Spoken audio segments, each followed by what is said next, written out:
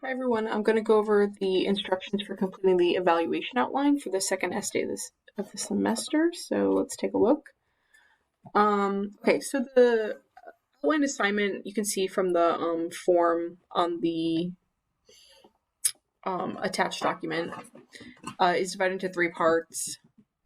Do note that you do have to complete all 3 parts in order to receive credit for this assignment. This isn't like a pass-fail assignment, credit, no credit. It is actually graded. So the 3 sections that you have to complete are the criteria section, making sure to provide an explanation and justification. The second section, which is called Make a Clear Decision, and the third section, which is asking you to provide evidence that you have found thus far in your topic. So just to define some terms, the criteria section, this is where you're going to list 3 to 4 individual criterion that you're using to review your subject. You need at least 3 with a maximum of 4, but the 4th is not required of you. And again, just criteria is that standard you're using to review your subject. Remember, it's objective, it's categorical in nature, it doesn't have any implied judgment within it, and it should be specific, again, to whatever you're reviewing.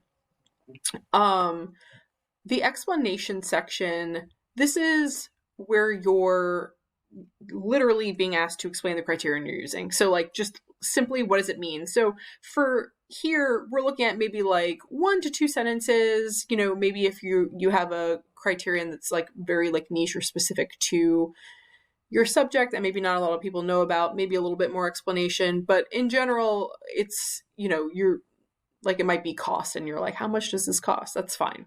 But, it is important if you're reviewing something that a reader might be unfamiliar with that you do provide an explanation. And then the justification section, this is where you're going to explain to readers why the criterion you've outlined needs to be taken into account. So essentially you are justifying this individual criterion for your reader. So you want to actually reflect, why is this criterion important? Why do we need to consider this in the evaluation of this topic, right? And this is where you can kind of expect to be providing a little bit more writing, maybe 4 more sentences, 3 to 4 sentences, in order to actually explain your justification. So what I've done here is I've screenshotted different sections from the example outline just to show you and kind of explain how each section works and how I went about filling this out. So you can see from the, at the very top of the outline form, there's a question, what's your topic and claim? So this is for here, right? It says my essay will focus on the drawbacks of online learning. So again, like pretty straight to the point. You're just literally saying what topic you're choosing, and you should have a position, right? So it shouldn't be like benefits and drawbacks. It should just be like the one that you're choosing to write about.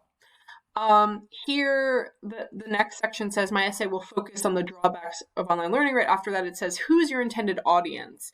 Who do you imagine being convinced or persuaded by your evaluation? So this part's important for you to reflect upon and answer, because you are trying to imagine who the audience would be for your essay. So here, right, it says, I'm writing this essay for college students, and I imagine attempting to persuade my peers to avoid online classes / online education, right? So this writer clearly has a specific audience in mind. So these are some examples from the criteria section. I've copied and pasted a couple of them just to talk about them, but I'm not going to look at, each one from the example. Again, just to give you an idea. So like it says here, list your criteria. You must complete a minimum of 3, provide a brief explanation of each individual criterion, provide a brief justification. So you can see here, the first criteria that is listed or criterion that's listed is cost.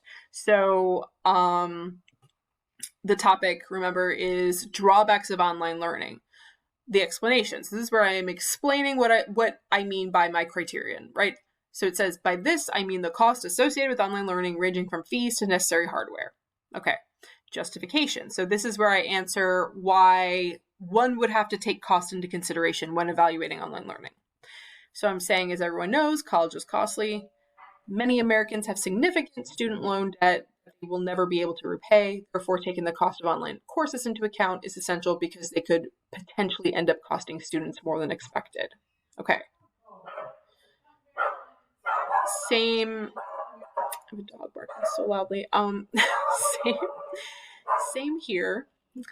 Quality of instruction, that's next. And it says, this refers to the instruction offered by online courses and whether it meets a high standard. That's my explanation. Justification. So in order to teach online, professors must not only have a degree of expertise in their field, but be technologically savvy, creative, and student-oriented. Some professors might be great in the physical classroom, but not so great as an online instructor because of the specific skills required. This criterion is important then because not all instruction is equal. Okay, so again, the point is not to read it to you. The point is to just show you how justification and explanation works. Okay, so let's move on. Section 2 says make a clear decision. And the question here that's asked is, what is the point in evaluating this topic? Have you answered the so what question?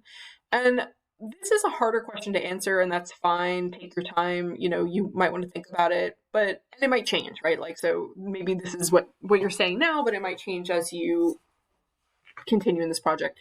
So the student says, my intentions in evaluating this topic is to reveal the drawbacks of online learning to my peers, fellow college students. Many see online courses as an easy shortcut, but considering the hidden costs of online learning, along with other drawbacks, it's important to consider what type of learning experience you're getting when you sign up for an online class. Okay. And then the last section, which is prove it. And this is where you actually have to provide any evidence that you've, encountered so far in terms of this topic. So the instructions say, please provide me with 3 links and a brief explanation as to what kind of information you're providing here.